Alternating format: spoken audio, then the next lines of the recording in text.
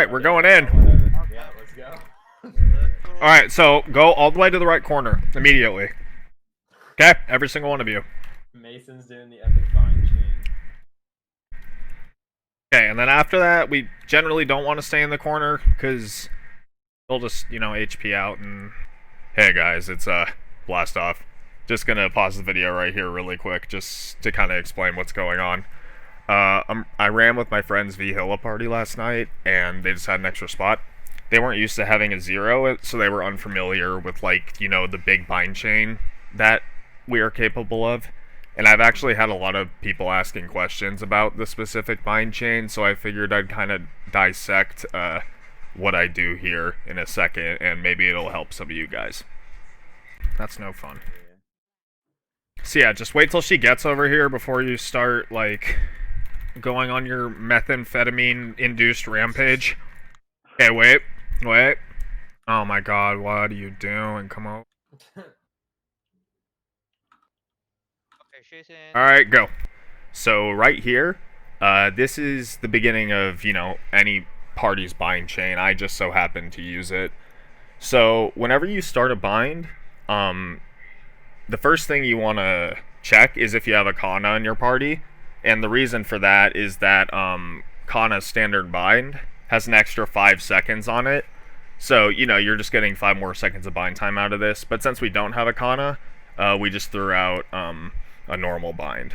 And now, I kind of wanted to cover the different types of binds as well, because it seems like a lot of players tend to get confused by the system they kind of have set up. And it is a bit convoluted, so I understand that. So,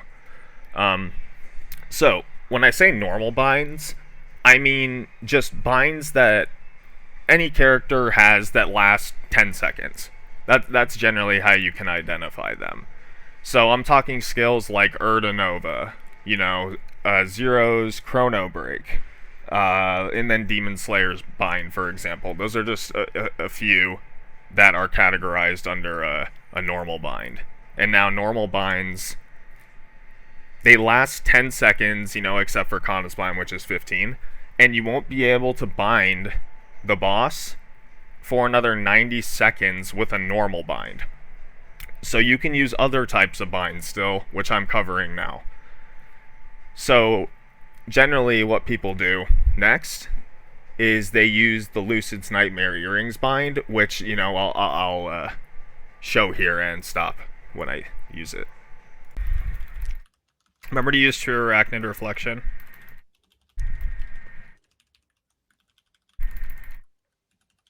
Alright, I'm going to throw out Lucid Bind right now.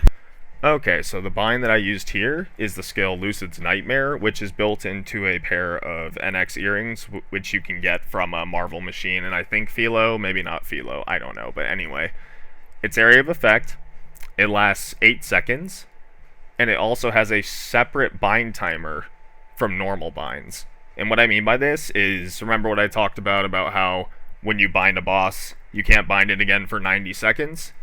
Well, you can bind with Lucid's Nightmare because it's separate. So there are 2 different timers. Hopefully that makes sense. They're both 90 seconds. And generally, this is why you want to use binds one after the other, just because it keeps, the timers organized in your head, keeps your cooldown synced, and, everyone can just get their burst off. So I'll cover the next binds when we get there. Alright, she's bound. Alright, I'm going to Shadowrain her. Alright, so here's where things get a little bit spicy. And, bear with me here. I'll try to explain it the best I can. So, we've already covered 2 different types of binds. So, there's another one. And there's actually another one after that. But I'll cover that after this. So, there is a skill built into Zero. It's a passive. It's called Critical Bind. And what that passive does is every 35 seconds when Beta is, hitting whatever you're attacking, it has a small chance to bind them for 4 seconds. And it's important to note that this bind, once again, it does not conflict with itself, and it does not conflict with other binds. So whenever a Zero has it available, it can be applied. So, another thing to know is that we have a skill called Shadow Rain. Now, people seem to think that Shadow Rain is like Shadow Rain itself is a bind and it's different, but it's not. Shadow Rain just applies critical bind. So every time you use it, no matter what, whatever you're fighting will get critically bound. So how you use like multiple in a row, Zero has two CD resets, and those are Time Holding and Transcendent Rin's Prayer. Time Holding is a skill that's you get out, once you get level 200 on Zero, I believe. Oh no, you get it earlier. It just gets upgraded at level 200. Anyway, that resets cooldowns, and then Transcendent Rin's Prayer also uses cooldowns. So, not uses, resets. So you'll see me demonstrate that right here. And then I'll cover the last bind at the very end. Okay, she's bound. Alright, she's bound. You watching your skulls? Alright, she's bound. Alright, and then I'll be able to bind her one more time here. Alright, over. Alright, so right here is the point where your party can use this other skill you can get from the Mushroom Shrine Tales questline. People generally just call it Green Bind. And what it does is you throw, I believe, 5 of them. You throw 5 bear traps around your character, and they each individually bind for 1 second each. Same concept as Shadow Rain.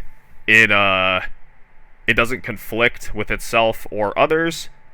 So, your whole party can have this bind, and in theory, you can tack on an extra 30 seconds of bind time. It honestly might be more if you do it, like, really, really right, because the boss will get bound, and then they'll come out of bind, and then they'll like, start thinking about what to do, but if they step in another one, they'll just get bound again, so you have, like, those little extra seconds. But anyway, hope this helped anyone watching, and hopefully this helps MapleStory, players become more familiar with the bind system in the game. See you guys next time. Peace.